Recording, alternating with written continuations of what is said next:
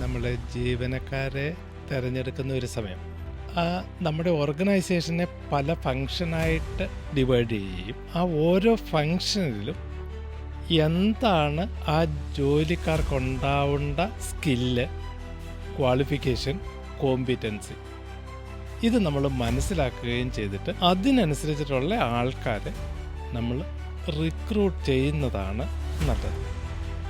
അങ്ങനെ റിക്രൂട്ട് ചെയ്യുമ്പോൾ, അതായത് ഇനിയിപ്പോൾ ഒരു എക്സിസ്റ്റിംഗ് ഓർഗനൈസേഷൻ ആണ് എങ്കിൽ ആ എക്സിസ്റ്റിംഗ് ഓർഗനൈസേഷനിൽ ഓൾറെഡി ഒരു സ്കിൽ ഇൻവെൻട്രി ഉണ്ടാവും, അതായത് ജോലിക്കാർ അവിടെ ഉണ്ടാവും.